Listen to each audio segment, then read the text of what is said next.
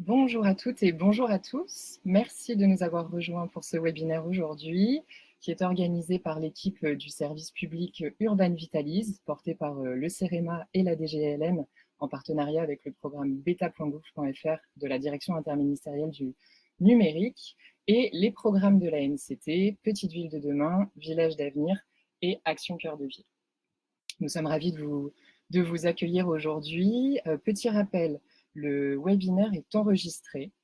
Il aura une durée totale d'1h30 maximum. On va essayer de faire des interventions qui vont durer entre 10 minutes et 20 minutes pour certaines, pour vous laisser aussi du temps de poser des questions si vous le souhaitez. En attendant, vous pouvez le faire déjà dans le chat. N'hésitez pas, tous nos intervenants sont ici pour pouvoir y répondre, soit à l'oral, soit par écrit, ou alors peut-être par email par la suite si nécessaire. Je me présente, je m'appelle Amélie Quillet, je suis chargée de déploiement pour le service Urban Vitalise et je serai animatrice de ce webinaire aujourd'hui. Je vous montre le programme. Alors, au sein de ce webinaire, nous allons procéder en deux parties. L'objectif de ce webinaire, donc son intitulé, c'est effectivement de vous donner des outils concrets et des retours d'expérience de chefs de projet des différents programmes de la NCT sur les projets de recyclage de friches. On va revenir naturellement sur ce qu'on entend par le mot friche, sur le terme friche. Et d'abord, on va commencer par les retours d'expérience des différents chefs et des différentes chefs de projet des programmes qui vont donc nous plonger dans leurs univers et surtout dans toutes les démarches qu'ils ont pu réaliser pour réaliser les projets, en tout cas pour les débuter. On est souvent dans les débuts, là aujourd'hui, on sera dans les débuts, les outils concrets pour lancer et mettre en marche les projets de réhabilitation de friches. On va commencer dans cette première partie donc avec nos trois intervenants. La première sera Marine Béranguet-Bénard, qui est chef de projet Action Cœur de Ville pour la commune de Vire-Normandie et qui sera là donc pour nous présenter le projet sur lequel elle travaille ardemment du château de Cottin, donc en Normandie. Nous accueillerons ensuite Flavie Lolanier, qui est chef de projet Petite Ville de demain pour l'île aux Joints à Entrain. Flavie Lolanier est chef de projet sur la communauté de communes Couesnon-Marche de Bretagne. Et nous aurons ensuite le plaisir d'accueillir Jean-Baptiste Le Floch, qui sera là pour nous parler de manière un peu plus transverse de l'accompagnement, de la montée en compétences des élus et qui est chef de projet Village d'avenir pour la Loire-Atlantique. Dans un second temps, dans une seconde partie, après vos questions et les réponses des participants, des intervenants, nous aurons le plaisir d'accueillir Raphaël Hakim et Anouk Jeannot, qui sont expertes métiers urbanistes de formation pour le service Urban Vitalise et qui vous présenteront des outils concrets, aussi bien des subventions que d'autres outils qui concernent l'ingénierie de projet pour la réhabilitation des friches, ainsi que Jem de Almeida, qui travaille pour les projets Villages d'avenir dans le Lot et qui est rattaché au CEREMA. Je vais laisser tout de suite la parole à Marine Béranguet-Bénard, donc chef de projet Action Cœur de Ville pour la commune de Vire-Normandie. Et je vous remercie d'avance de votre écoute. N'hésitez pas à poser toutes vos questions dans le chat et aussi à vous présenter si vous le souhaitez dans le chat. N'hésitez pas à rendre ce webinaire interactif. Prenez la parole, à l'écrit au moins pour le moment.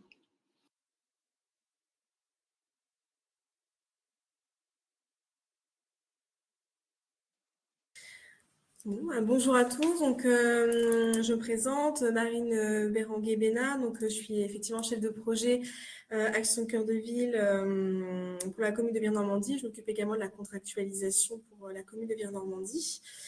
Donc je vais vous présenter aujourd'hui effectivement le projet du château du Cottin qui fait partie en fait du programme d'action Action Cœur de Ville de la collectivité.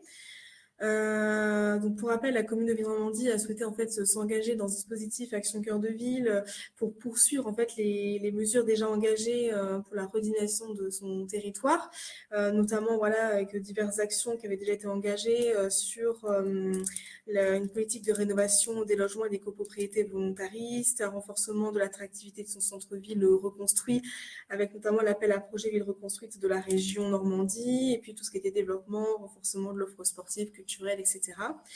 Mais si on revient au sujet voilà, du château du Cotin, donc juste pour situer un petit peu, la commune de Vire-Normandie en fait est articulée, on va dire, en étoile, puisqu'en fait on va dire son centre correspond un peu à cette place là de la Porte Horloge, avec les rues principales qui sont organisées en fait tout autour et qui forment en fait l'hyper-centre-ville.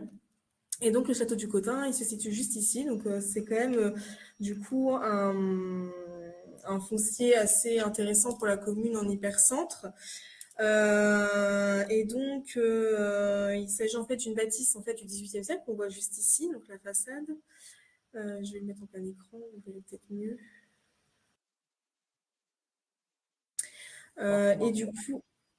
Et du coup, voilà, c'est une bâtisse du XVIIIe siècle. C'est une des rares qui ait survécu en fait au bombardement du 1944, pardon, puisqu'en fait, Vire-Normandie a été détruit à plus de 80%. Donc voilà, donc c'est quand même un patrimoine qui est assez important pour la commune, d'autant plus que en fait, il renferme des décors intérieurs avec un intérêt patrimonial certain, notamment des boiseries, des bas-reliefs, des peintures murales italiennes, etc. Et donc par rapport à ça, elle a eu plusieurs usages. Donc voilà, donc forcément au début, elle avait plus un usage de résidence bourgeoise, puis au fur et à mesure des années, elle s'en transforme en orphelinat, puis en foyer de jeunes travailleurs, enfin jeunes travailleuses plus exactement. Et puis en 1999, en fait, ce château a été légué à la commune de Vire-Normandie, mais avec des conditions dans ce legs, qui est de garder un but à caractère social ou culturel, donc ce qui limite forcément les projets et les possibilités de réhabilitation pour la collectivité. Et donc depuis 1999, la commune voilà, entretient quand même un minima le château pour pouvoir voilà, ne pas que ne pas qu'il s'effondre. Et donc il y a eu quand même quelques réparations, notamment un traitement contre de la mérule, un petit peu de réparation de toiture, etc.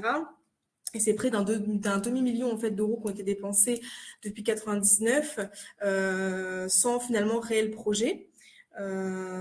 Et donc voilà, au printemps 2023, on a l'association Œuvre Notre-Dame qui s'est rapprochée de la collectivité suite en fait au fait qu'elle ait remporté un appel à projet en fait, du département, puisque le département en fait on sait très bien que ils ont cette compétence-là. Et voilà, il y a quand même beaucoup d'enfants dans le Calvados qui sont en attente de placement malgré l'exécution d'une décision de justice, d'où l'appel à projet pour en fait créer de nouvelles donc MEX et PEAD en fait qui sont des maisons d'enfants à caractère social et du placement éducatif à domicile. Donc là c'était pour la création de 20 places d'hébergement en maison d'enfance et une vingtaine de places en PEAD. Donc en fait, ils se sont rapprochés de la commune de Vire comme auprès de d'autres collectivités dans le secteur en fait de l'appel à projet, puisqu'ils souhaitaient réhabiliter en fait un bâtiment d'environ 1000 mètres carrés avec terrain clos en cœur de ville. Et donc suite à ça, forcément la collectivité de Normandie a un peu saisi l'opportunité, puisque effectivement ce château correspondait à peu près à ces demandes-là en fait. Et donc voilà, nous on a proposé le château du Cotin et on a eu un retour de l'OND voilà, sous un mois nous disant qu'effectivement ça les intéressait et qu'ils aimeraient bien approfondir le sujet avec nous.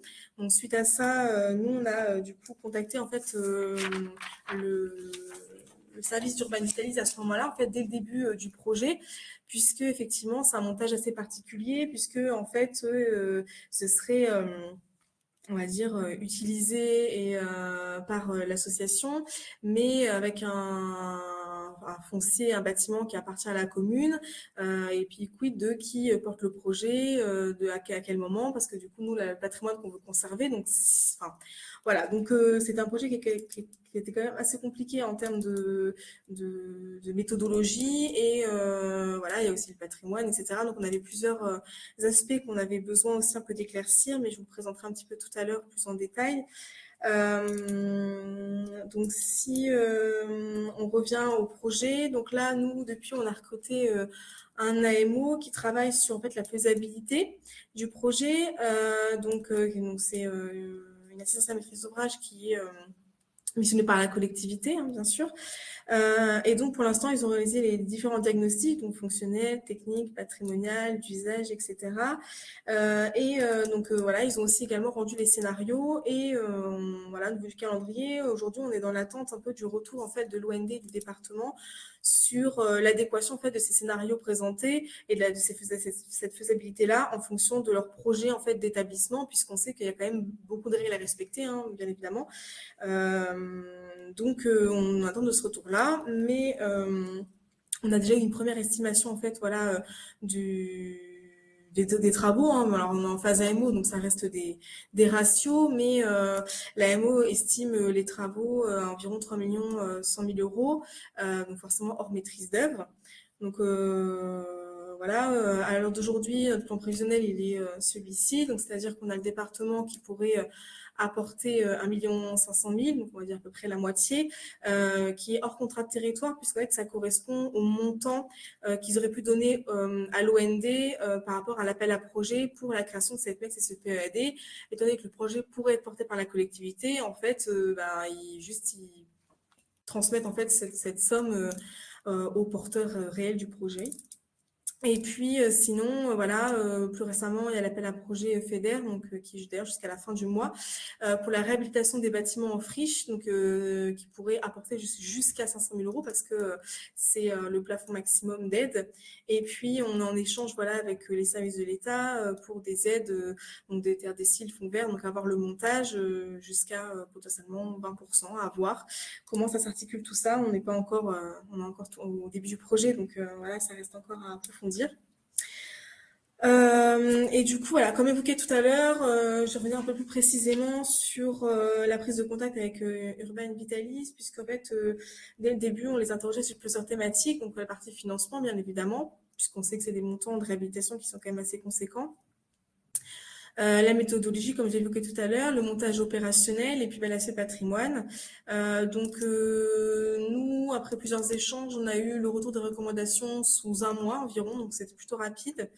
Au niveau des recommandations, si je vais un peu plus dans le détail, on a eu en fait 9 recommandations, dont 3 sur la partie financement, avec un zoom sur les fonds verts, notamment la partie recyclage foncier, le FNADT et le financement européen, donc d'où le FEDER que je vous évoquais tout à l'heure.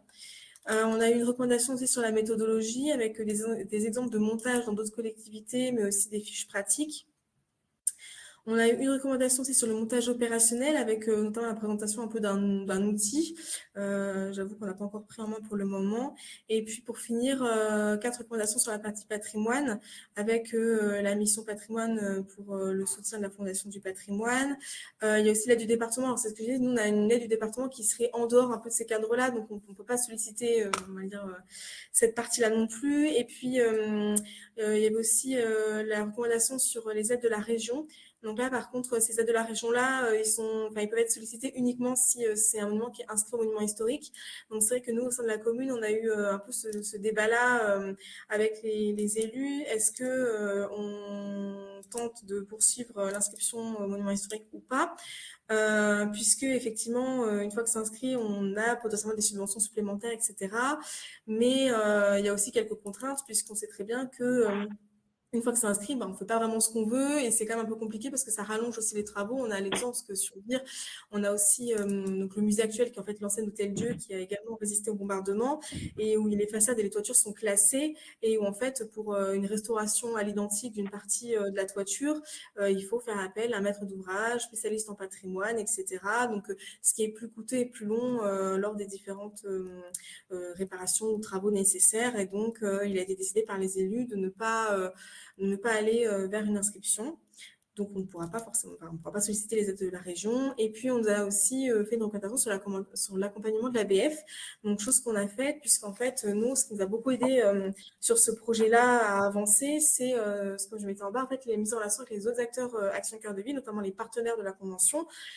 Donc par exemple là, l'ABF, on l'a inclus en fait dès le début en fait dans les réunions et en fait dans les réflexions de l'AMO. L'AMO en fait dans son diagnostic patrimonial a contacté la BF et en fait on montait le document ensemble et donc pour nous rendre un document qui nous permet en fait de vraiment envisager quels travaux on peut faire, un peu on va dire les concessions qui peuvent être faites parce que voilà, on sait qu'il y a des pièces qui ont un intérêt patrimonial plus fort. Donc c'est un peu, si on conserve bien ces éléments-là, on va être un peu plus souple sur d'autres éléments.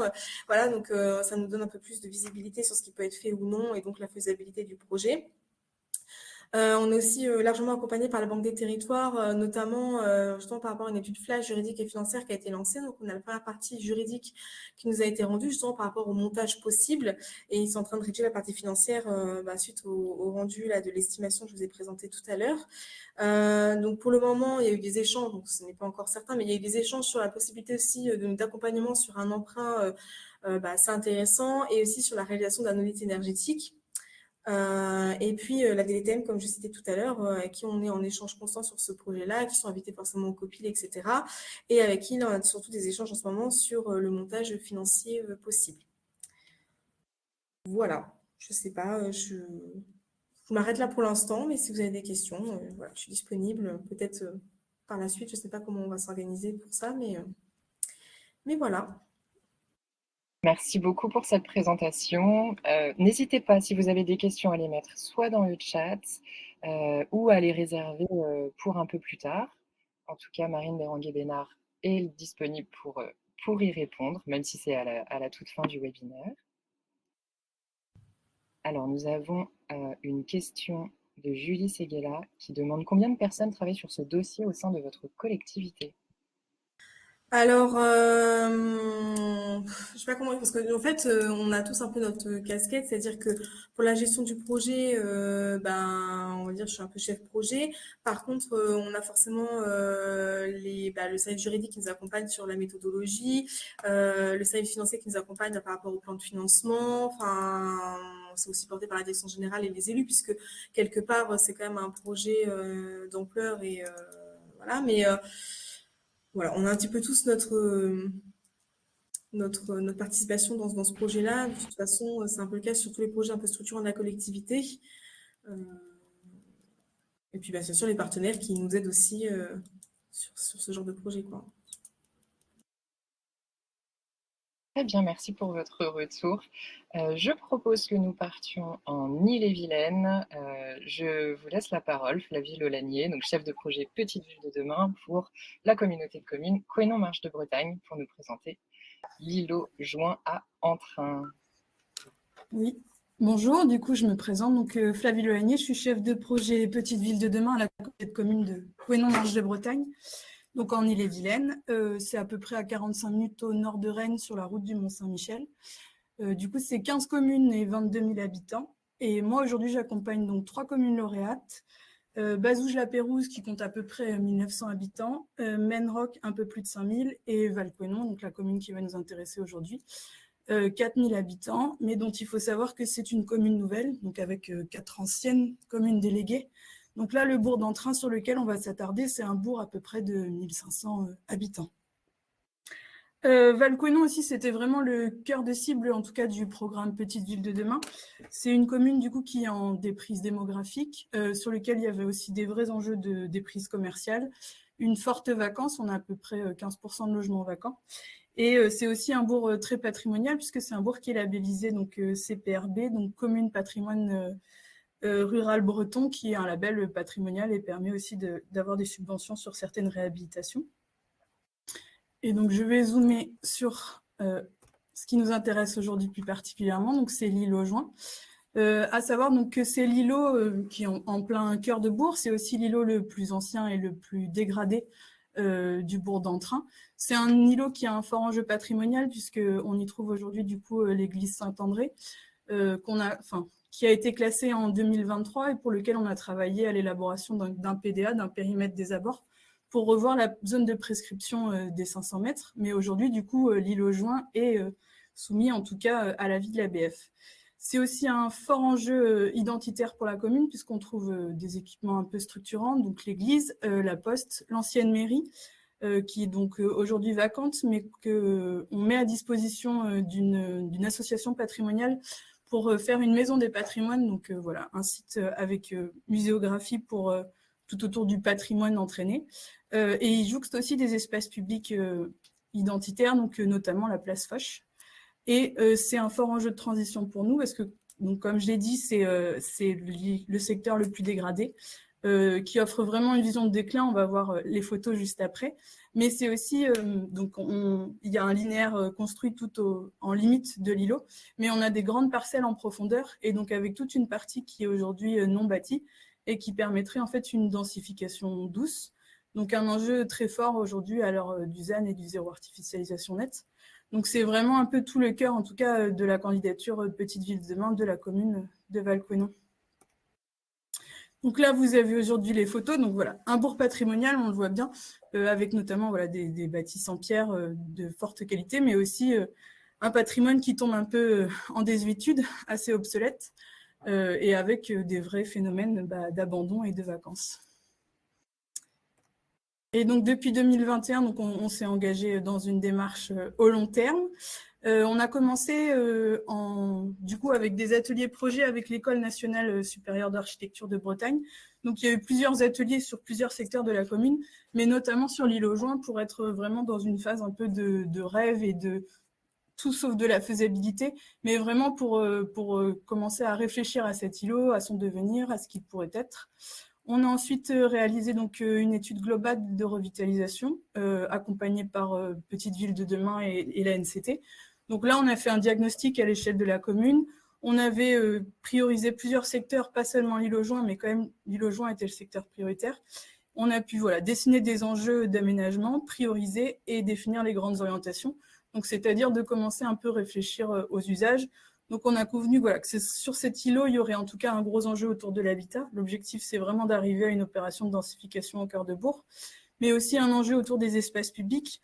Comme je l'ai dit, on est vraiment en pied de l'église, donc il y a tout un enjeu de reproposer un parvis ou en tout cas reproposer un espace public un peu intimiste puisqu'il y a plusieurs murs, enfin en tout cas murés en pierre qu'on est aussi obligé de conserver.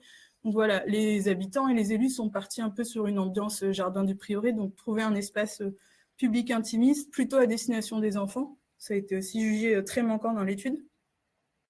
Et un volet équipement, puisque sur l'îlot, il y a une ancienne bâtisse en pierre qui appartient à la commune. Et donc là, ce serait plutôt de travailler à une halle ou un préau ouvert qui donnerait sur ce fameux espace public. Donc voilà, des premières orientations et un premier bilan, mais je vous le présenterai un peu plus amplement après. En parallèle à la communauté de communes, il y a eu une étude préopérationnelle OPA.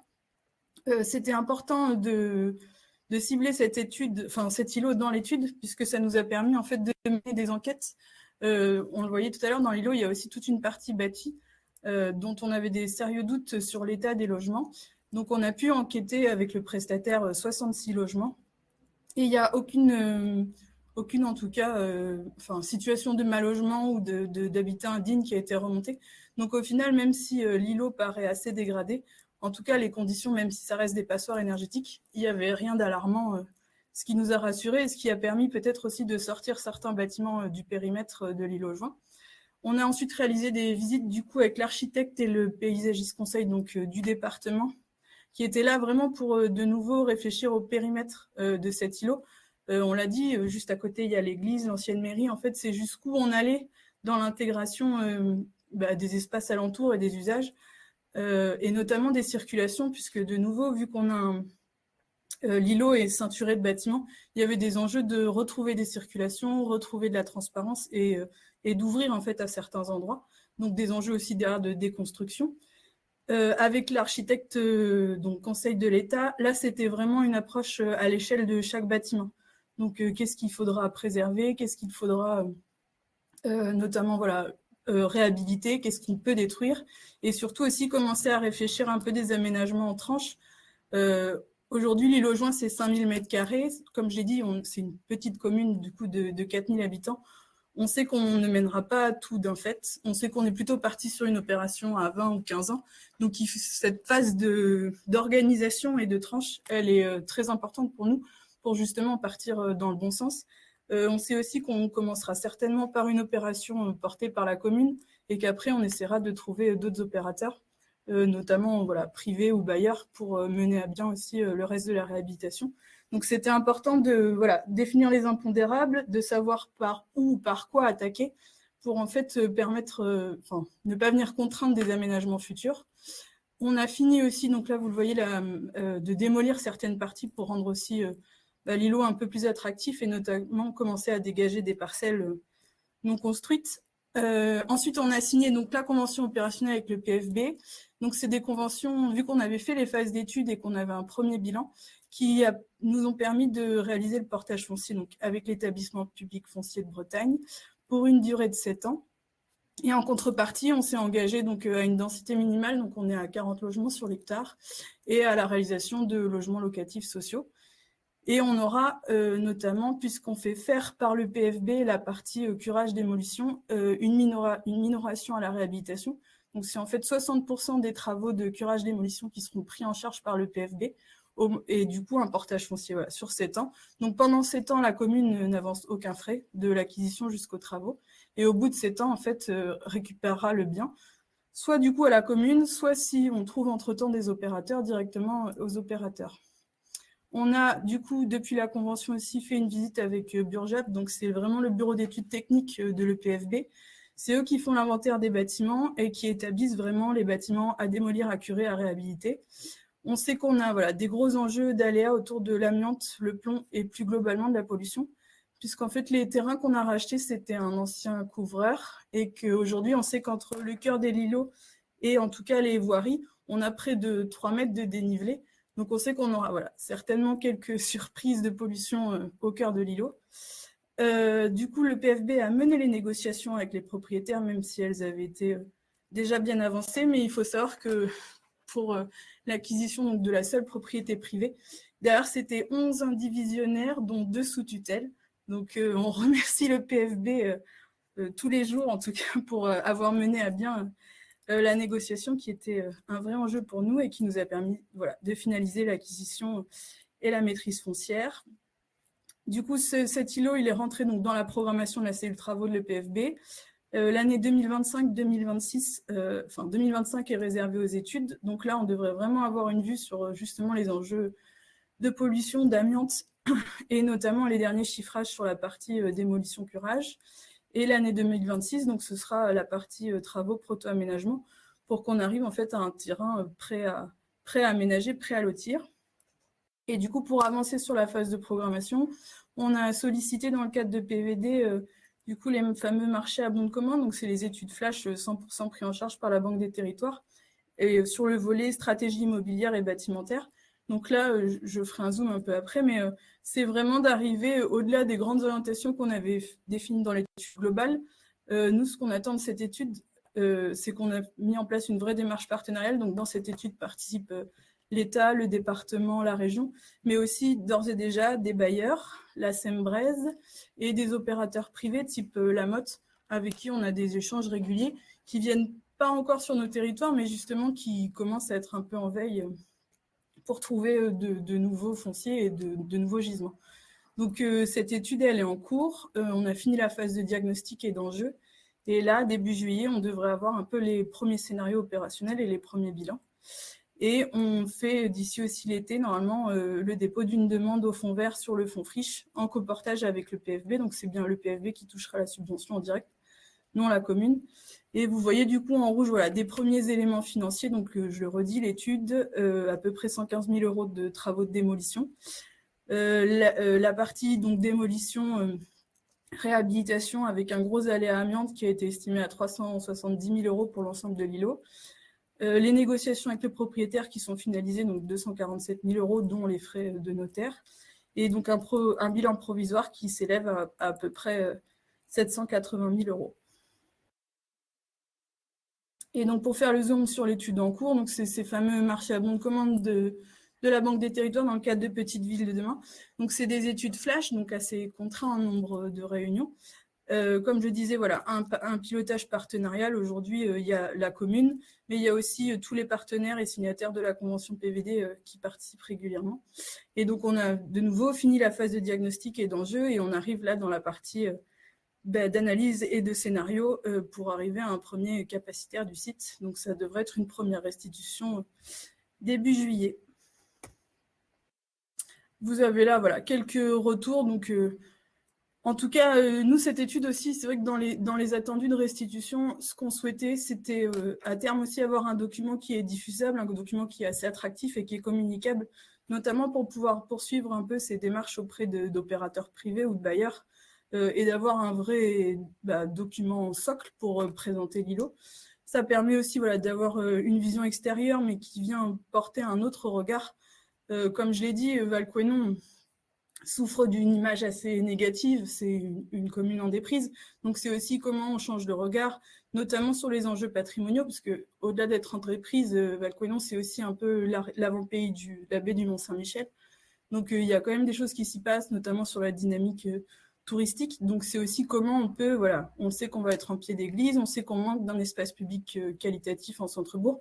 Comment aussi ces enjeux un peu extérieurs, ils peuvent se retrouver à l'échelle de l'îlot et ses premiers besoins et préfaisabilité. Donc, c'est comment on met en corrélation l'offre et la demande.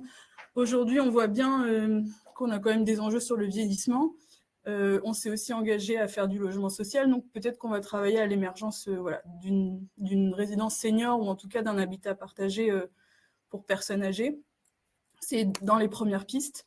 Je vous ai montré aussi, là, c'est un petit schéma que nous a proposé du coup, Citadia qui réalise l'étude sur comment se positionner l'îlot par rapport à l'offre un peu plus globale à l'échelle de la commune, sur les enjeux de locatif, d'accession, sur les typologies aussi, en se disant que sur cet îlot, vu qu'il y a des enjeux de densification, on sera aussi peut-être sur des plus petites typologies qu'on a moins tendance à trouver aujourd'hui à l'échelle de la commune, mais qui pourraient être aussi plus attractifs pour des opérateurs privés.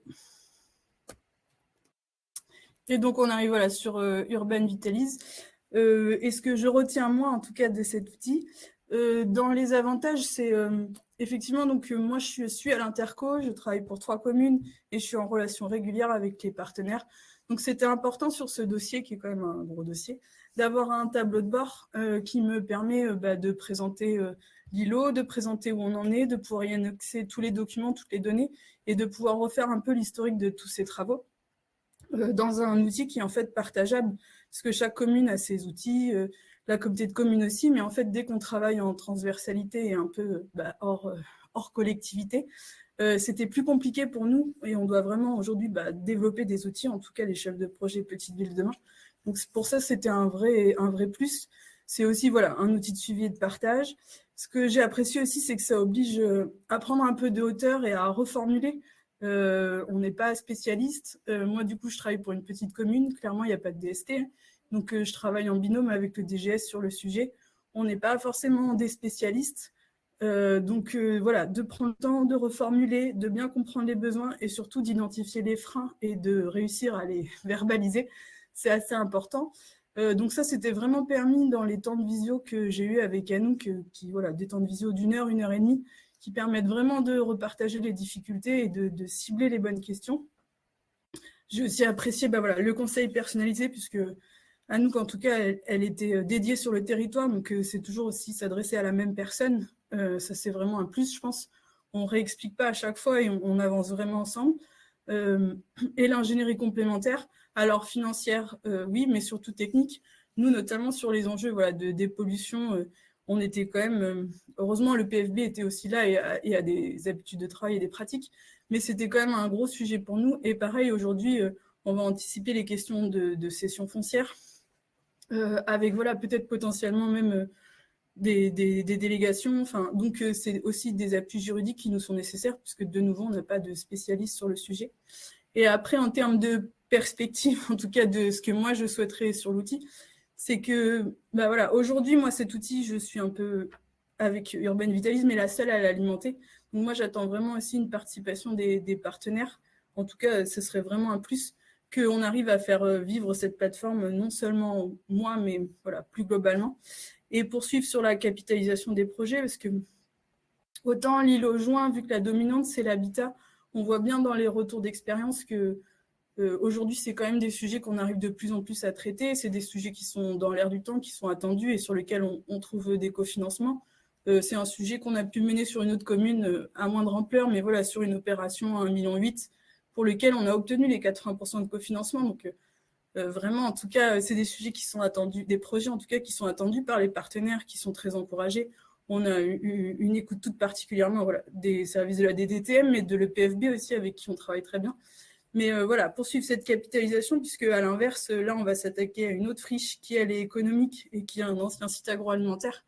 Et là, on sent bien que les enjeux ne vont pas être les mêmes, les difficultés non plus. Et sur ça, voilà, on a plus de difficultés à se projeter sur un modèle.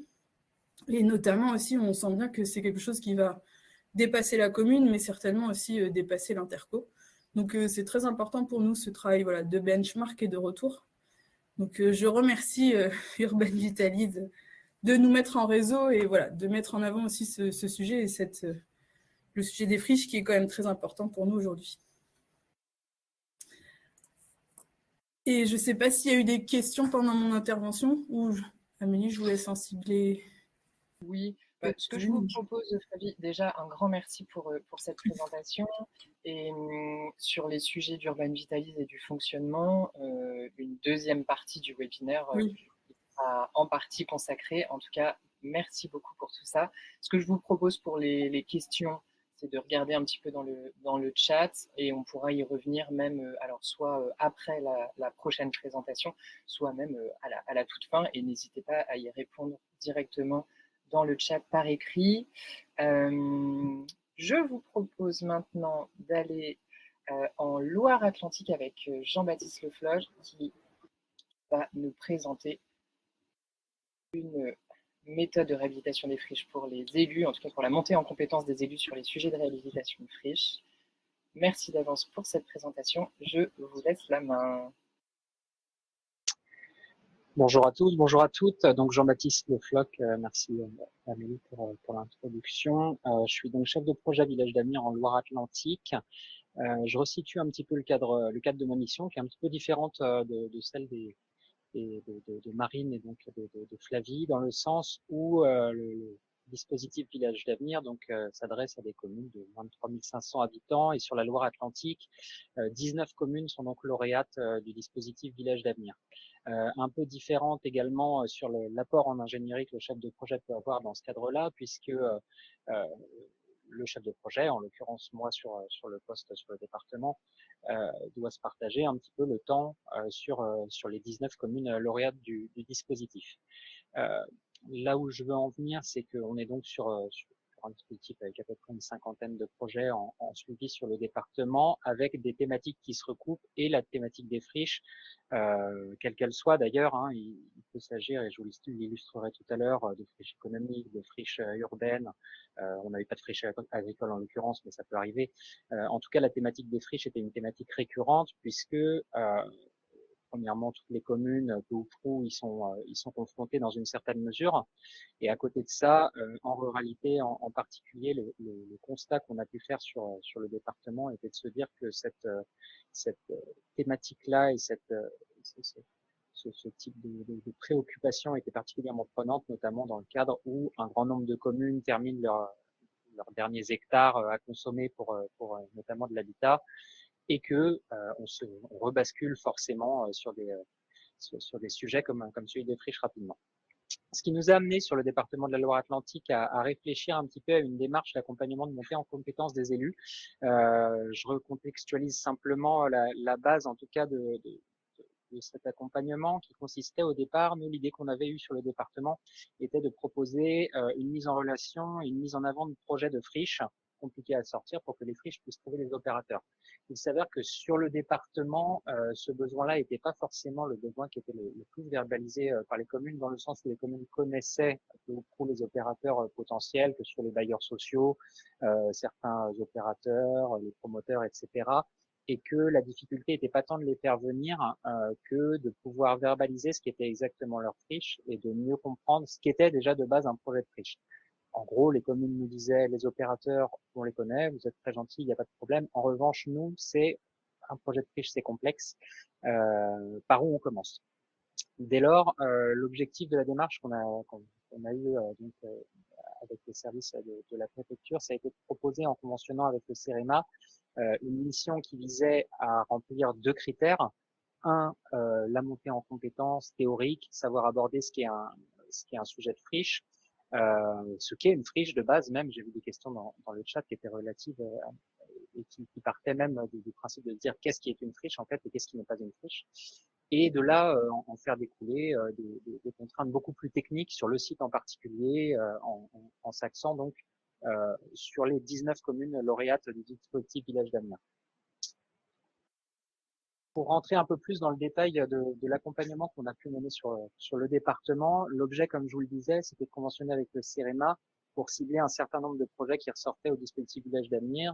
5 communes ont été sélectionnées pour un apport un peu plus musclé, j'ai envie de dire, sur leurs opérations, puisqu'il s'agissait d'opérations complexes et structurantes, qu'on verra tout à l'heure, et pour lesquelles les élus étaient un petit peu en difficulté, chacun à leur niveau, puisqu'on avait, on avait pour objectif et on avait à cœur d'être en mesure de proposer un dispositif suffisamment agile pour qu'on puisse aussi bien accompagner des communes qui avaient une idée, une vague idée ou un enjeu potentiel à venir sur les 10 ans, tout comme des communes qui avaient un sujet particulier qui était bloquant pour eux de manière beaucoup plus technique.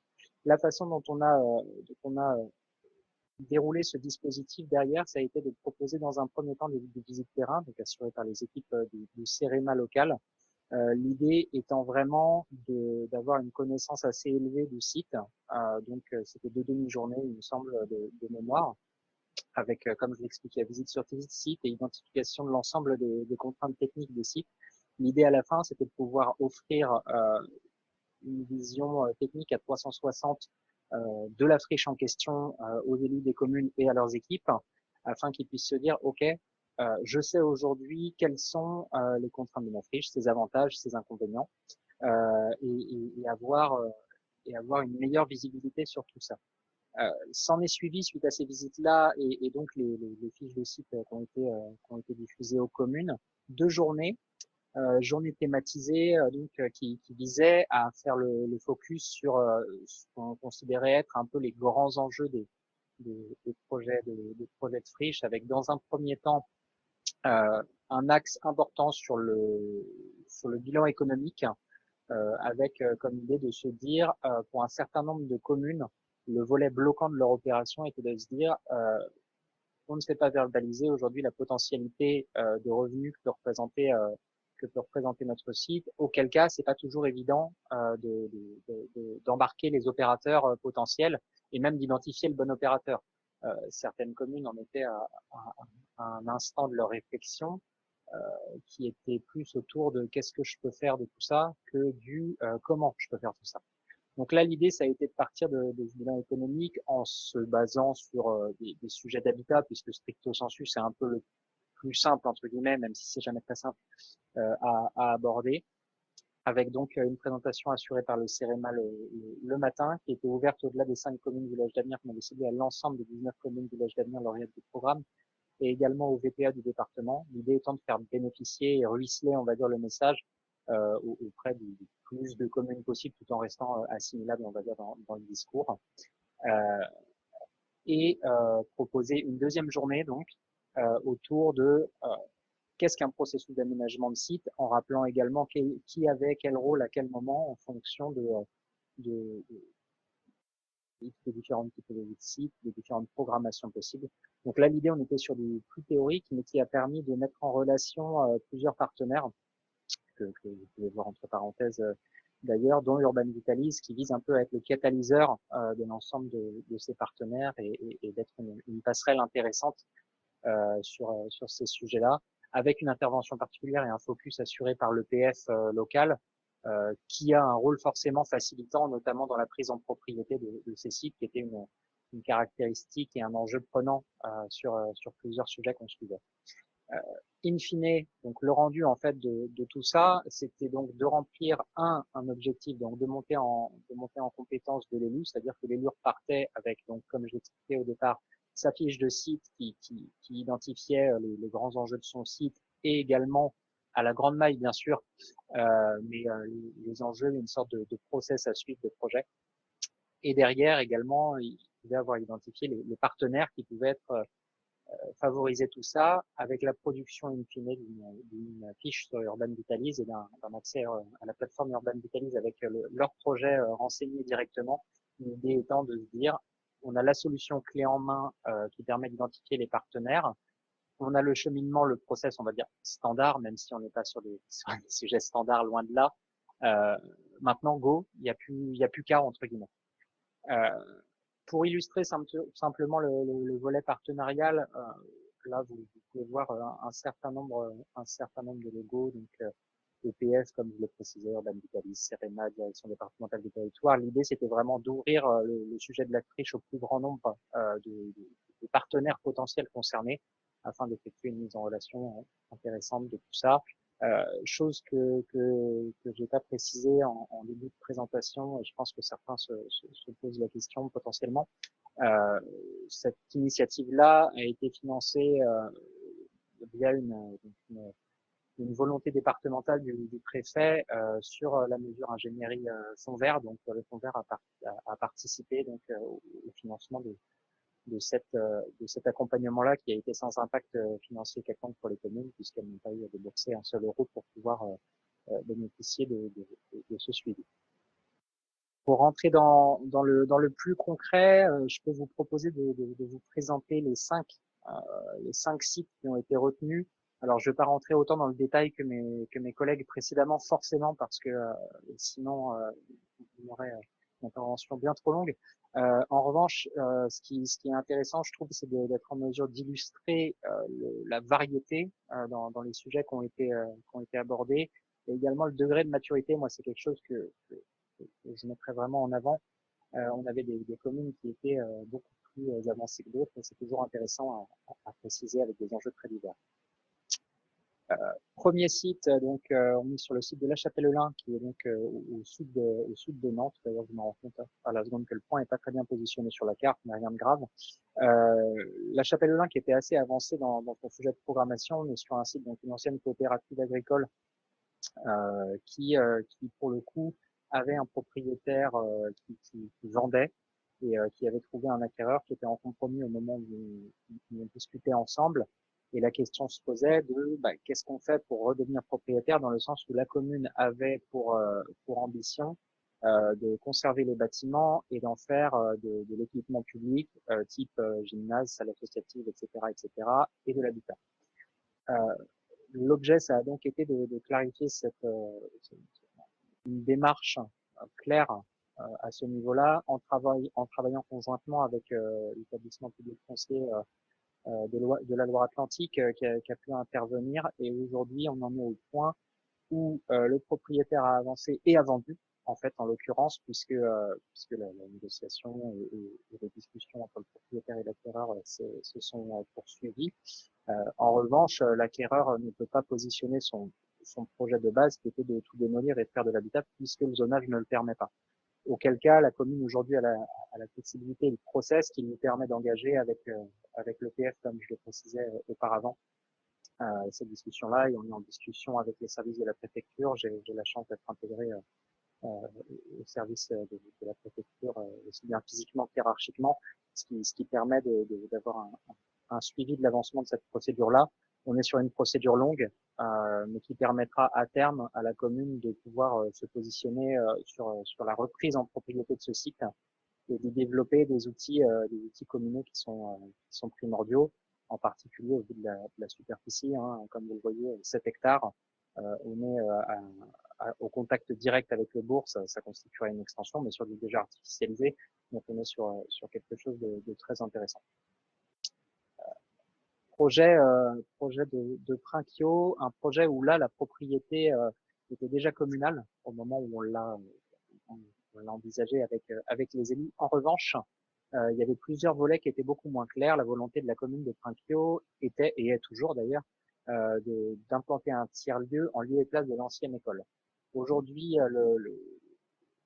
quand on a pris le projet il y a de ça 1 an et demi, on en était un peu au début de la réflexion avec une volonté sur ce tiers-lieu-là.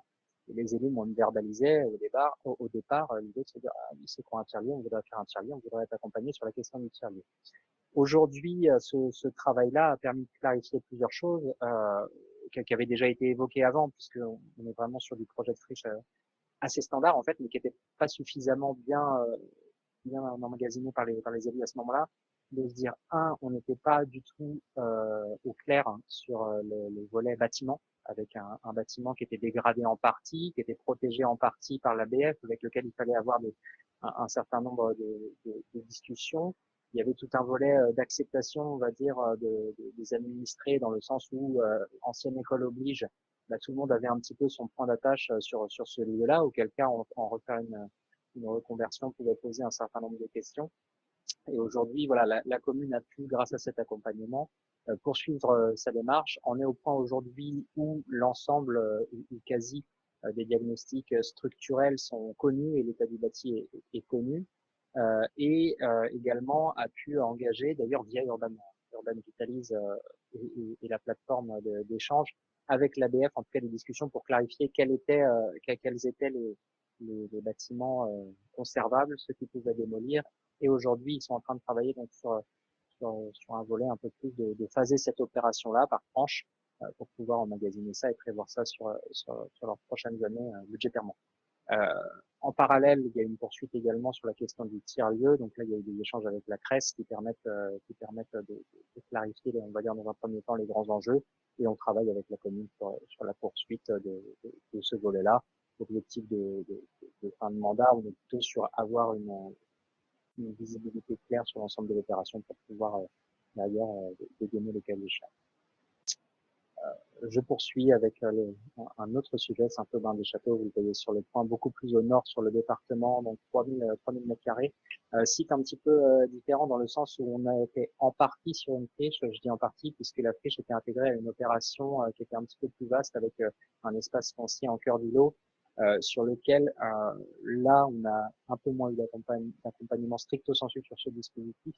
Mais en tout cas, là, je vais passer rapidement dans le sens où on était sur une approche très structure, très technique, de savoir quelles étaient les contraintes, notamment en mettant en avant la présence d'un réseau cuivre télécom à conserver, quelles étaient les contraintes, quels étaient les opérateurs à bien saisir. Et là, aujourd'hui, les élus sont en mesure de pouvoir opérer en fait la démolition, puisqu'il s'est avéré au final que le bâtiment n'avait pas de nécessité à être conservé en l'état. En tout cas la démolition de cette friche pour pouvoir y mettre en lieu et place cabinet infirmier, 10 logements aux étages de mémoire, et ensuite sur le reste du foncier, une médiathèque, salle associative, etc., logement senior également. Donc on est sur une opération assez multiple qui permet d'être mise anticipée. Commune de Touvois. La commune de Touvois, qui là on était sur une commune en termes de maturité qui en était au tout départ, dans le sens où on a même un peu embarqué les élus avec nous via le dispositif du village d'Amiens en disant Monsieur le maire, vous n'avez peut-être pas de volonté, en tout cas de démarrer une opération dans les 6 mois, 1 an. En revanche, il y a une vraie nécessité, et là c'est un message que je passe aux élus et à leurs équipes qui sont en ligne aujourd'hui. Il y a une vraie nécessité à bien connaître les enjeux des sites qu'on connaît la plupart du temps, on va dire, de renommer sur sa commune. Là, dans ce cas-là, on était sur une commune qui connaissait plus ou moins les limites via le cadastre et l'emprise du site. En revanche, pas de connaissances sur les grands enjeux, comment ça s'intégrait par rapport aux documents supracommunaux, qu'est-ce qu'on pouvait y faire, comment on pouvait le faire. Et là, on a pu, en catalysant en fait déjà l'info qui était disponible au préalable, on a pu clarifier l'ensemble des enjeux et des potentialités de site en donnant un process aux élus, le cas échéant quand ils voudraient démarrer leur opération. Ce qui a permis aujourd'hui au maire, et là c'est plutôt une bonne chose dans ce sens, de pouvoir négocier des premiers échanges en tout cas avec avec les propriétaires qui se sont manifestés entre-temps, qui faisaient un peu les morts depuis 5 ans, et puis le hasard des choses fait que ils se sont manifestés dans les derniers mois et de tenir un discours cohérent auprès des propriétaires actuels du site. Dernier site, on est sur la friche Atlas, donc commune d'Issé, où on est sur 4 hectares de friche industrielle en plein cœur de bourg, un sujet très complexe du fait également qu'il y a un certain nombre de difficultés sur ce site-là qui font que les élus avaient du mal à se positionner avec de la pollution, des problèmes de structure, des enjeux de zones humides et j'en passe et des meilleurs. Enfin, tout ce que vous pouvez voir dans vos communes et dans vos territoires respectifs, un peu tout ça mis sur le même site, on mélange et ça fait un peu une bombe. Aujourd'hui, il y avait des premiers éléments qui avaient été fournis par des archis, mais du travail d'archi qui n'était pas forcément chiffré et objectivé. Et le travail a été de les accompagner pour, reprendre l'ensemble des contraintes de site et deux, pouvoir positionner une programmation aujourd'hui qui soit la plus tenable possible. La plus tenable possible aujourd'hui, ça veut quand même dire une programmation qui viserait à investir pour un opérateur à peu près une vingtaine de millions d'euros, ce qui est pas une mince affaire. En tout cas, ça permet à la commune de pouvoir verbaliser le projet, le site et les enjeux bien mieux qu'avant. Et aujourd'hui, on travaille pour trouver des solutions, notamment sur un cofinancement et sur une découpe de ce site-là qui permettrait un portage plus simple. On travaille sur tout ça, notamment avec la Banque des Territoires.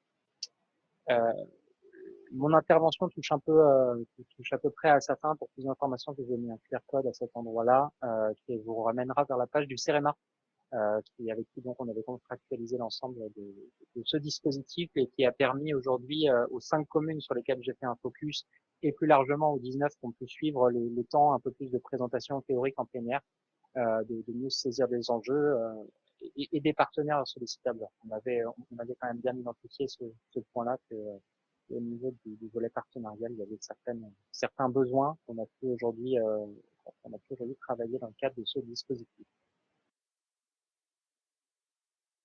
Merci beaucoup pour cette présentation, cette très riche présentation de la méthode, mais aussi de tous ces projets.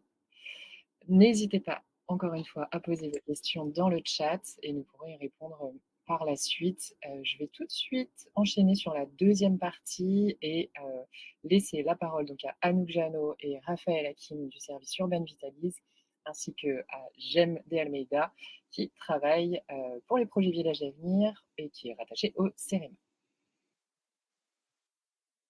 Bonjour à tous. Donc, on va en effet passer à la partie un peu plus théorique.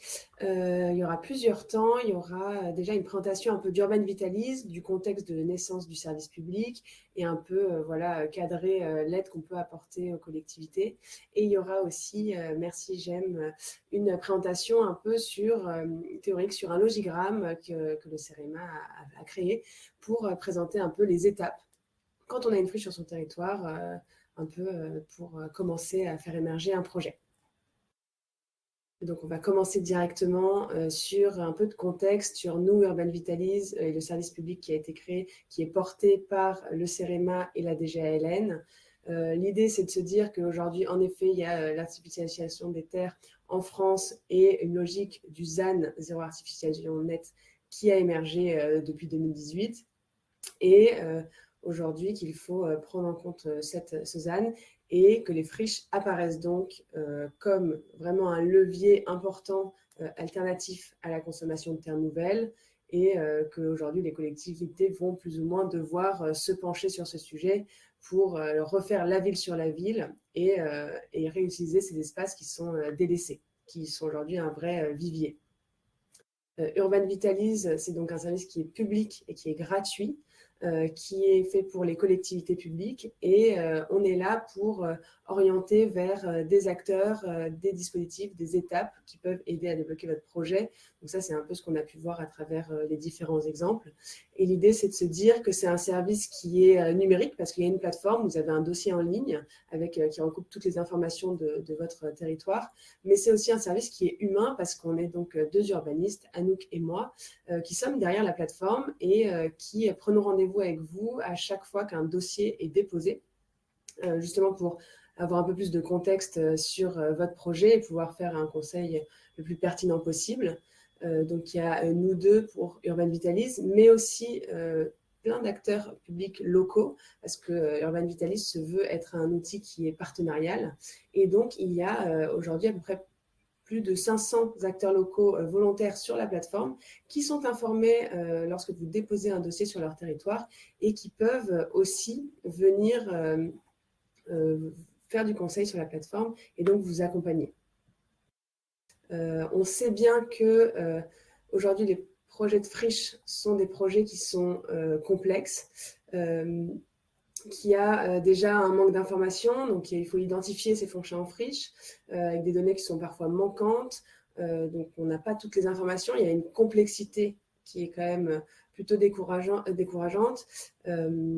Il y a beaucoup d'étapes, beaucoup d'imprévus qui font que le coût du projet évolue, généralement à la hausse. Il y a une complexité même de montage.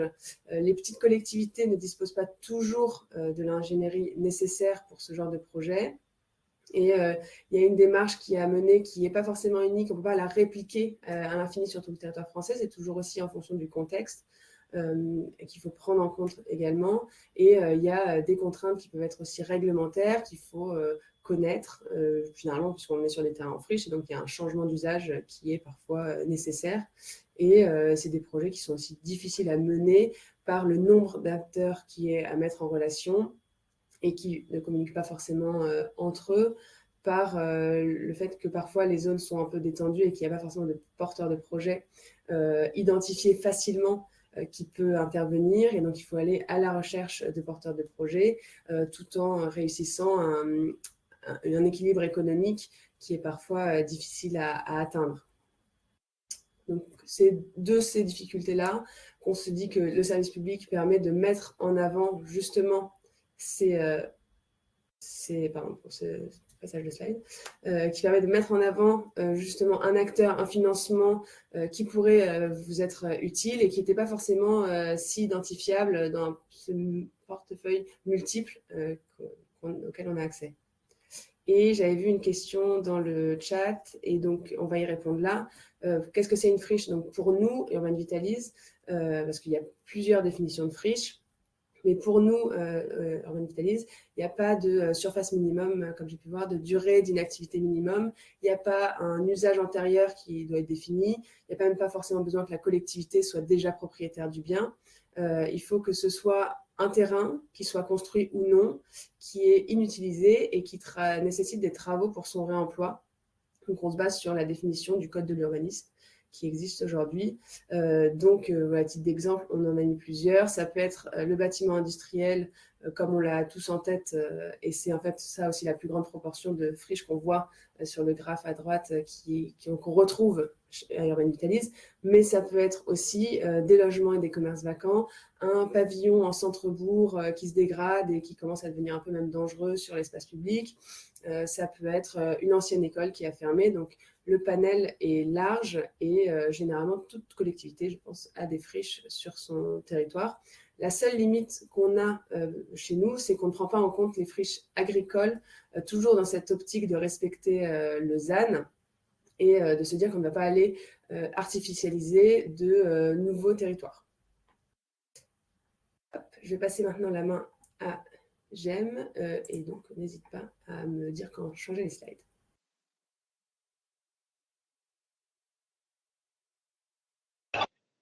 Oui, donc bonjour à tous. Peut-être pour rappeler un petit peu la logique de la démarche. Donc moi je suis directeur de projet à un village d'avenir, donc affecté sur le programme pour le territoire du Lot.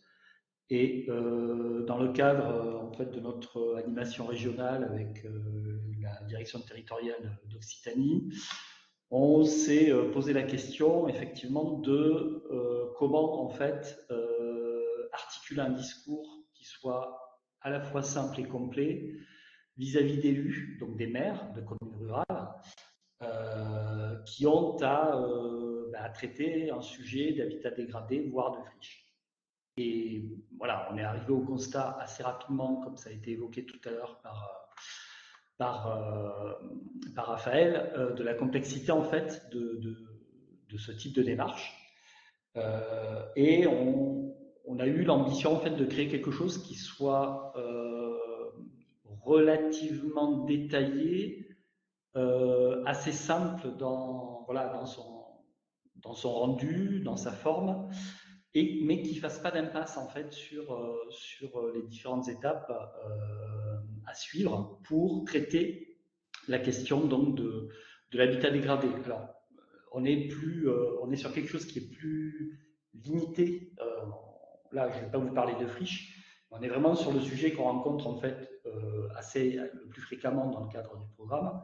C'est-à-dire, moi, maire, j'ai un bâtiment de logement ou de logement et d'activité, et il est dégradé. Qu'est-ce que je peux faire? Voilà. Donc, on va dire, il y a plein de ressources sur le sujet, il y a des guides, il y a plein de choses, mais c'est souvent assez complexe. Et surtout, on n'a pas su trouver ce qui permettait en fait de suivre étape par étape et sans faire d'impasse sur voilà, comment je m'y prends, où je commence, à qui je peux m'adresser, à quoi il faut que je fasse attention, etc. Donc on a essayé de faire ce logigramme qui se veut interactif, puisque l'objectif aussi c'est d'utiliser l'ensemble des ressources qui existent déjà et pas d'en créer de nouvelles. Et Urban Vitalise a déjà collationné un certain nombre de ressources. Donc on est parti de ça et on s'est appuyé aussi sur la base d'entretien qu'on a réalisé avec des acteurs incontournables tels que le PFO en Occitanie, la Banque des Territoires. On est allé voir aussi un maire qui a été confronté en fait à un projet de cette ampleur-là, mais qui a dû le faire tout seul. Et on a pu voir un petit peu sur la base de son expérience ce qui serait utile pour un maire de petite commune à valoriser. Et on a fait voir un peu tout ça par la direction régionale, enfin, l'Union régionale des CLE d'Occitanie, et puis des DDT, notamment la DDT du Gers et du Lot. Voilà, donc ce que je peux vous proposer, c'est de dérouler un petit peu. Je ne vais pas vous faire l'explicitation du logigramme, parce que ça fera l'objet, je pense, de présentations ultérieures, et puis la ressource, elle est d'ores et déjà disponible sur Urban Vitalise. Par contre, j'ai pas la main et je pense que je vais pas pouvoir la prendre. Donc, si vous voulez bien,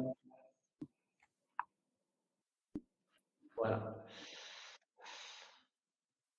Alors, est-ce que vous pouvez cliquer sur le plus bleu tout en bas à gauche du bouton micro? Ouais, je vois pas de plus bleu. Vous C'est ne le peut-être voyez lié pas. au par lequel je me suis connecté.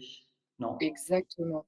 Alors, ce que Voilà. je vous propose, c'est peut-être de patienter 1 minute, que je vous envoie le lien et vous allez Je l'ai, pouvoir...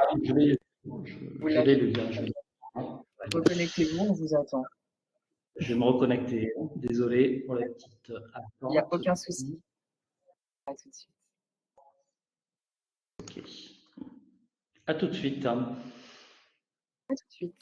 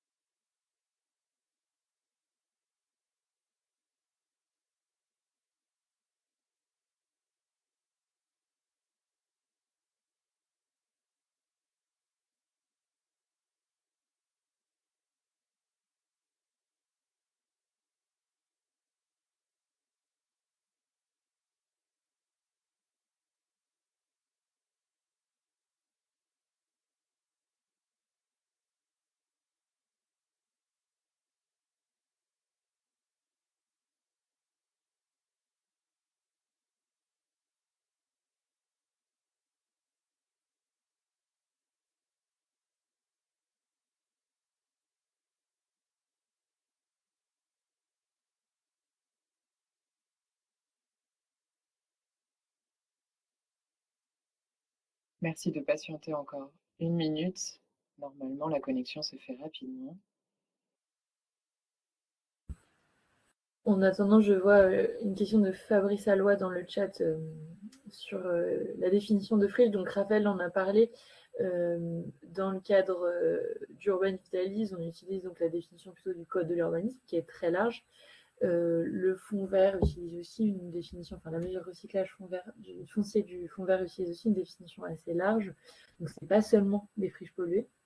En revanche, l'ADEME, elle, traite plutôt des sols pollués, effectivement, et donc de la pollution des friches avec pollution des sols et pas de toutes les friches bâties ou non, qui peuvent être aussi des habitations en centre-bourg, des établissements publics ou d'autres bâtiments. Et je vois que J'aime est revenu, donc je vais lui laisser la main.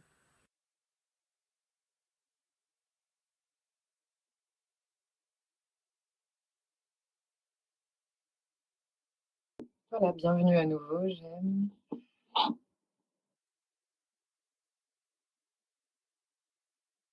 Vous pouvez donc normalement prendre la main sur le partage d'écran.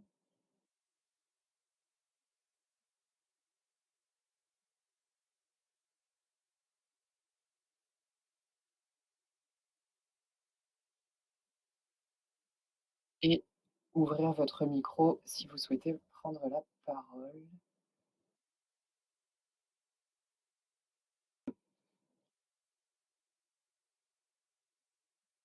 Voilà, nous sommes avec vous, avec le partage d'écran et avec le son. Merci beaucoup. Parfait. Hop, allez, on va mettre un écran pour moi, ça sera mieux. Donc voilà, donc ça se présente sous la forme d'un diaporama qui précise un petit peu. Vous me dites si vous voyez bien le défilement des pages. Là, on est à la page 2, de quoi parle-t-on? Tout à fait, merci beaucoup. Ok. Voilà, donc pour préciser un petit peu effectivement quel est l'objet. Effectivement, rappeler aussi dans quoi ça s'inscrit en termes de politique publique, et notamment la question de l'étalement urbain. Voilà, donc ça c'est la petite diapo que vous aviez tout à l'heure déjà, donc je vais passer assez vite et effectivement on voit bien, voilà, on rappelle bien qu'on s'appuie sur un certain nombre de ressources du Urban Vitalise. Et ensuite, donc voilà, ça va se dérouler donc sous forme de logigramme avec 5 étapes qui vont. Alors le principe, c'est de partir d'un cas le plus courant possible, qui est en particulier celui d'immeubles dégradés, et de renvoyer à la question de la mise en œuvre des polices du maire, sachant que, encore une fois, c'est le maire qui va agir. Donc de quelle manière il peut agir avec les cas de figure qu'il peut rencontrer, que ce soit de l'insalubrité, que ce soit de la mise en sécurité. Alors là, quand je passe sur la souris, je ne sais pas si vous voyez, mais du coup, c'est des liens qui sont cliquables avec la ressource qui apparaît. Je ne sais pas si vous les voyez. Oui? Non. Non? Vous voyez pas? Bon, alors attendez, je vais faire une petite démo. Et ça doit être le partage d'une slide et non le partage de votre écran entier, je pense.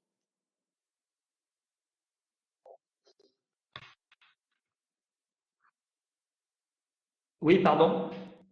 Je pense que c'est parce que vous partagez seulement une slide avec le partage d'écran et non pas votre écran entier.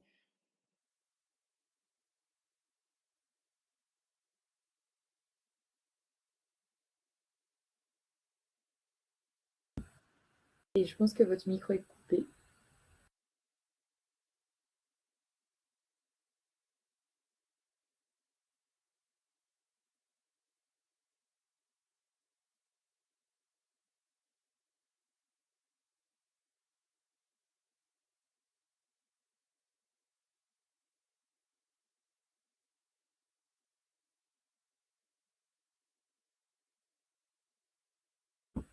Alors, J'aime, je ne vous entends plus pour ma part. Peut-être est-ce des problèmes de connexion. Si ça vous arrange, on peut partager l'écran de notre côté.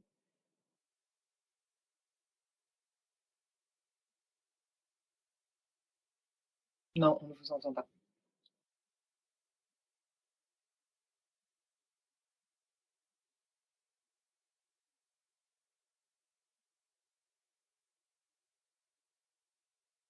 On ne vous entend toujours pas.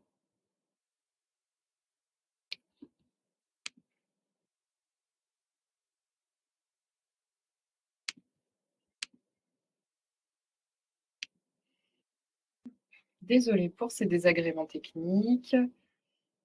Je ne sais pas si on pourra le couper au replay. En tout cas,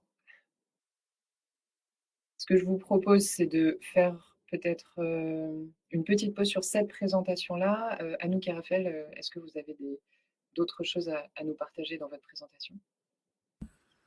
Oui, je vais reprendre la main et donc bien sûr, si j'aime réussi à reprendre le micro, on pourra revenir sur le logigramme. Alors, je vous partage également.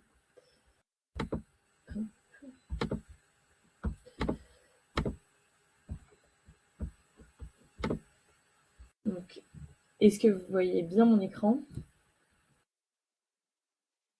Oui, Anouk. Oui, super. Bon, alors, je reviens en arrière un petit peu juste pour vous montrer ce que j'aime. Peut-être vous montrera plus en détail juste après.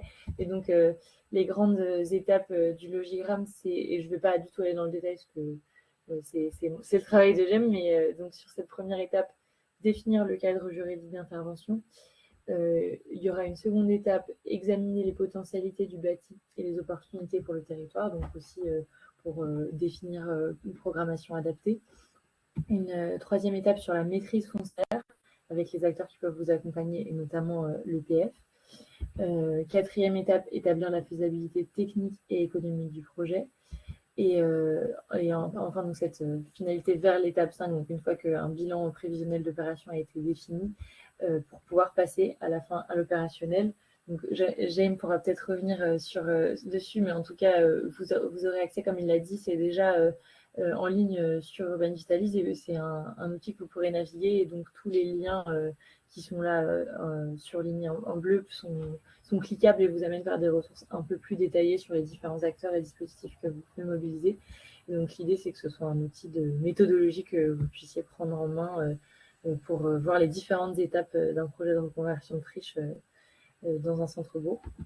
Et donc nous, côté Urban Vitalis, on voulait finir avec un petit point sur les subventions. Alors c'est vraiment un aperçu un peu rapide parce qu'évidemment c'est pas exhaustif, mais c'est parce que c'est une question qui revient souvent et ça peut aussi être un blocage pour certaines communes pour passer à l'action. Et donc on voulait vous faire un petit tour pour que vous ayez en tête quelles sont les grandes aides à mobiliser pour un projet de reconversion de friche. Alors, la première à laquelle on pense peut-être le plus systématiquement aujourd'hui, c'est le fonds vert avec ses mesures thématiques et en particulier sa mesure recyclage foncier. Donc, sur cette aide-là, je voulais quand même insister sur deux choses. J'ai vu que dans le chat, il y avait une question sur qui peut la mobiliser. Alors, effectivement, elle s'adresse aux collectivités, mais pas seulement. D'autres acteurs peuvent aussi la mobiliser, y compris des opérateurs privés.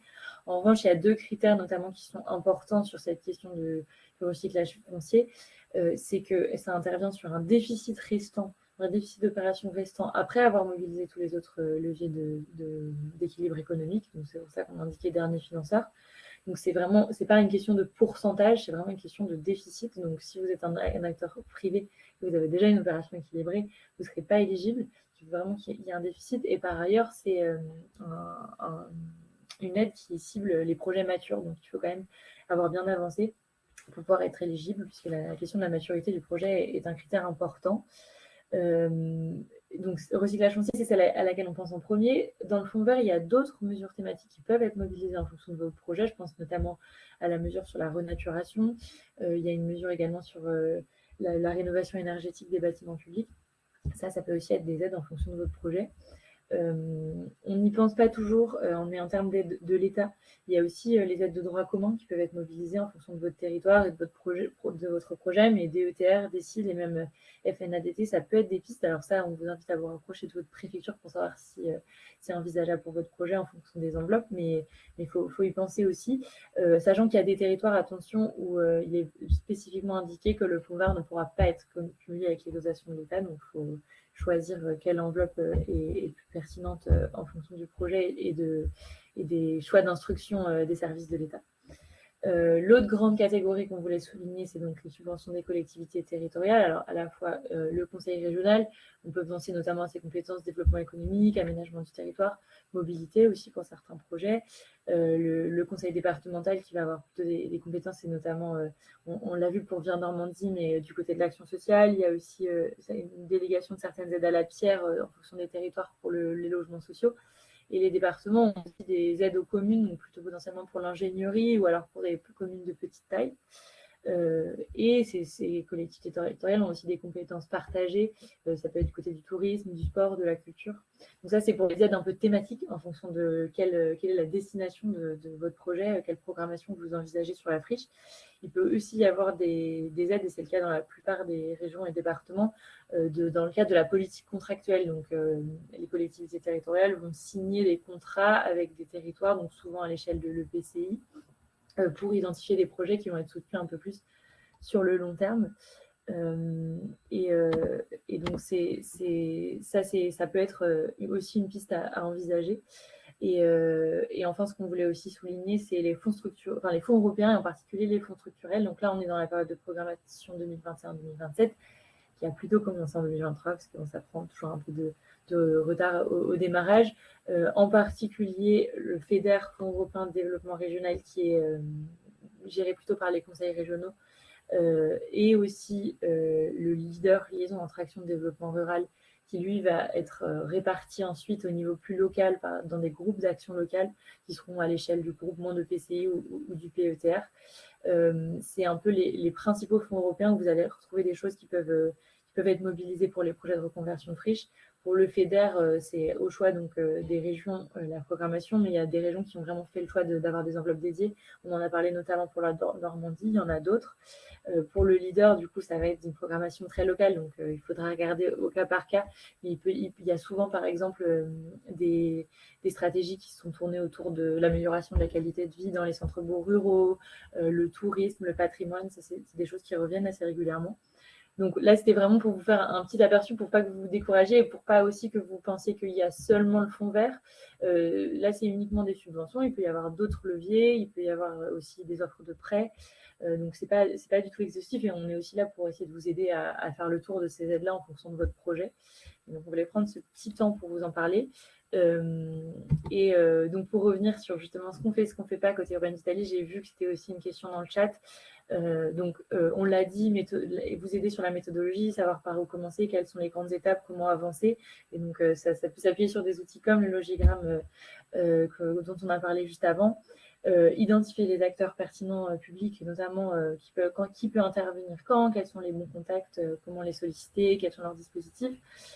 Vous aider à bien reformuler vos besoins. Flavie l'a rementionné aussi, c'est vrai qu'on prend le temps d'échanger aussi pour ça, pour être sûr d'avoir bien compris le contexte et de pouvoir vous reposer les questions sur quels sont les enjeux sur votre territoire et quels sont les besoins. Et donc, ça conduit souvent à repréciser quelles sont les études à réaliser. Donc, on peut aussi vous transmettre des modèles ou des exemples de cahiers des charges pour vous inspirer, pour alimenter la démarche. Et donc, je le disais juste avant, l'identification de sources de financement. En revanche, qu'on ne fait pas, et on insiste aussi là-dessus, parce que c'est vrai qu'on reste un outil numérique, et même si on est derrière et qu'on essaie d'être très disponible, on ne fait pas tout. On ne fait pas de recensement des friches. Alors, c'est pas notre rôle. En revanche, les friches sur lesquelles on est sollicité peuvent être renseignées sur Cartofriche et la collectivité le souhaite.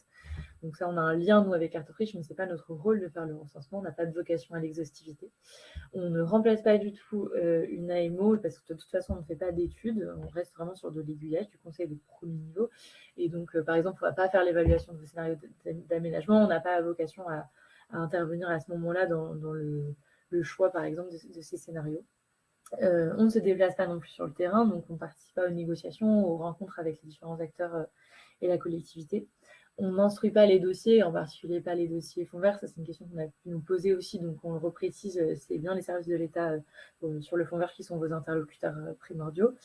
Et on n'a pas forcément vocation à intervenir au moment de la phase opérationnelle, puisque on va être quand même plus pertinente au niveau amont pour vous aider à démarrer. Alors après, si vous avez un blocage particulier, on est toujours disponible, mais c'est vrai qu'a priori, une fois que vous êtes rentré dans la phase opérationnelle, vous n'avez plus vraiment besoin de nous.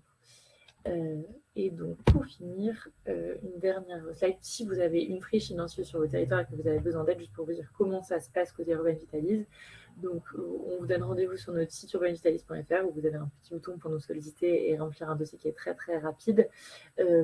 Et ensuite, suite à ça, on va pouvoir caler un rendez-vous pour un échange soit en visio, soit par téléphone et clarifier ensemble les besoins, ce qu'on va pouvoir faire pour vous aider. Et suite à ça, vous envoyez donc des recommandations personnalisées pour essayer de vous aider à faire avancer le projet. Et on l'a un peu mentionné au fur et à mesure de la présentation, ces dossiers-là sur Urban Vitalise, on peut impliquer les partenaires, et notamment services de l'État ou autres partenaires en fonction du projet, pour que tout le monde puisse avoir le même niveau d'information et de suivi du dossier. Je vais m'arrêter là, ce qui est déjà 15h32, avec une dernière info sur nos contacts, donc friche@beda.gouv.fr si vous voulez nous écrire un mail. Et sinon, rendez-vous sur notre site internet. Et on peut prendre quelques questions, j'espère.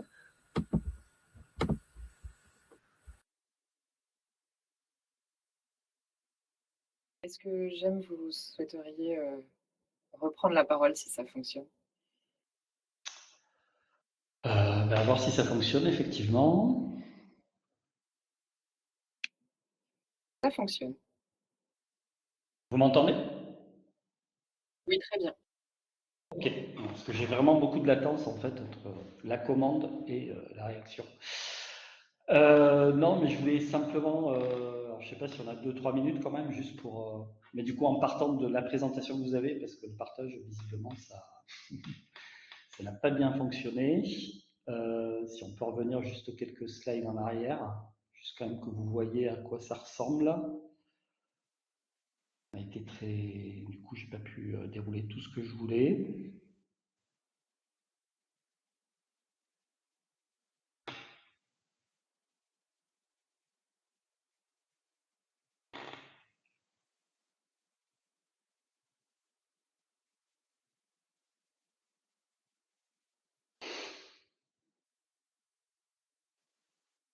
Est-ce que vous voyez bien mon écran? Oui. Pour l'instant, non, pas pour l'instant. C'est en train de charger.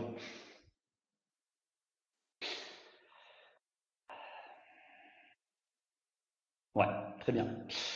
Je vois. Donc, ce qu'il vous faut retenir, donc je disais tout à l'heure, là, on est parti de la mise en œuvre des polices du maire. Donc, en catégorisant les différentes hypothèses. Et alors là, vous ne le verrez pas, mais si vous allez sur le lien sur Urban Vitalise, vous pourrez voir cela. Tout ce que vous avez en fait qui apparaît en bleu surligné, donc insalubrité, mise en sécurité, DDT, bien 100 mètres, bien en état d'abandon manifeste. Ce sont des, ou PDLHI ici, plus bas, ce sont des liens cliquables qui renvoient à des ressources d'Urban Vitalise, mais pas que, et qui explicitent exactement voilà, de quoi on parle, comment on met en œuvre avec des processus, avec des contacts le cas échéant. Si on passe à l'étape 2, là on était sur la définition du cadre juridique. Si on passe à l'étape 2, on est sur l'étape d'examen des potentialités, de voir un petit peu qu'est-ce qu'on peut faire sur ce bâti. Donc si, en tout cas, s'il n'y a pas eu de réaction de la part des propriétaires, puisque je rappelle, on se place dans la situation où c'est un bien privé dégradé. Donc là, l'idée, c'est de dérouler un petit peu les étapes essentielles pour déterminer s'il y a un projet qui peut être réalisé, un projet public qui va rencontrer à la fois les besoins du territoire et puis la faisabilité technique en relation avec le bâtiment. Donc là, le même principe, hein, vous avez tout ce qui est écrit en bleu souligné. Ce sont des liens, des hyperliens qui vont vous renvoyer vers les ressources ad hoc. Donc, on a aussi sur cette slide-là l'ensemble des acteurs selon les trois, on va dire les trois grands sujets, l'accompagnement, l'ingénierie technique et l'approche économique, qui peuvent être mobilisés. Et là, c'est pareil, l'idée, c'est de renvoyer vers ces acteurs-là. Voilà. L'étape 3, on est sur la question de la maîtrise foncière et on met en évidence quand même l'intérêt, lorsqu'il existe, lorsqu'il y en a un sur le territoire, de mobiliser un établissement public foncier et de voir ici les différentes solutions potentielles s'il s'agit donc de créer du logement, notamment par voie d'acquisition, amélioration, que ce soit du logement conventionné ou du logement non conventionné, avec là encore l'identification d'un certain nombre d'acteurs, puisqu'on peut avoir, si on est sur du logement conventionné, on peut avoir un délégataire des aides à la pierre qu'il va falloir aussi mobiliser sur la partie financement du logement. Sur l'étape 4, qui est découpée en deux slides en fait, là on est vraiment sur la faisabilité économique et technique du projet. Avec, on va dire, les deux volets, volet technique, volet économique. Qu'est-ce qu'il faut mettre en œuvre, vers qui il faut s'adresser, vers les hommes de l'art sur le volet technique, vers le cas échéant une chambre de commerce ou une chambre de métier si on a par exemple un local commercial ou artisanal en rez-de-chaussée. Et puis la question évidemment de l'équilibre de l'opération. Et c'est là, sur la deuxième partie de l'étape 4, si on est effectivement face à une situation où on n'arrive pas à équilibrer l'opération, de quelle façon, sur la slide suivante, on peut mobiliser les dispositifs ad hoc, que ce soit le fonds vert recyclage foncier, la RHI Tirori, résorption habitat insalubre, traitement de l'habitat insalubre remédiable et opération de restauration immobilière, et également l'ingénierie financière de l'EPF avec la minoration foncière lorsqu'il y a portage par l'EPF. Donc c'est là pareil, on renvoie sur des ressources qui expliquent ce que c'est par exemple la RHI Tirori, comment ça fonctionne.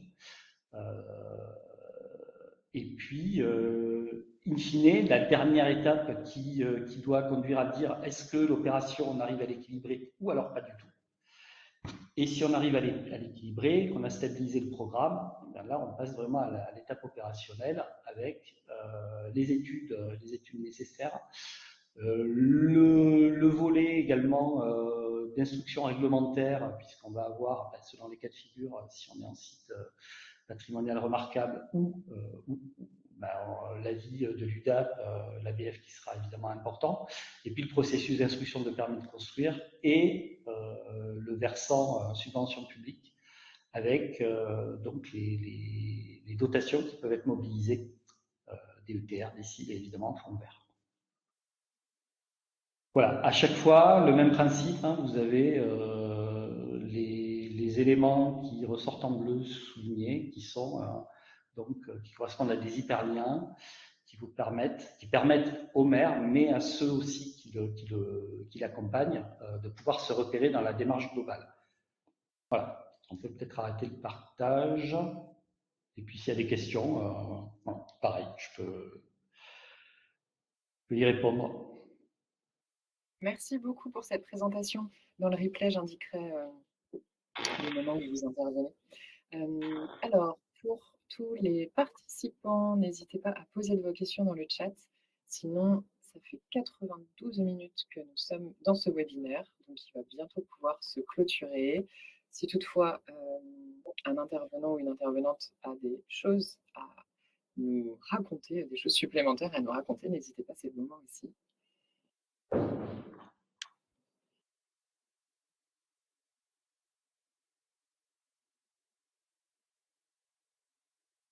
Alors, nous pouvons clôturer ce webinaire.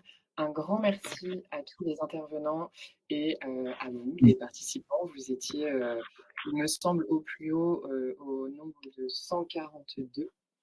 Voilà, un grand merci à tout le monde pour l'organisation de ce webinaire. Je vous souhaite une bonne fin de journée.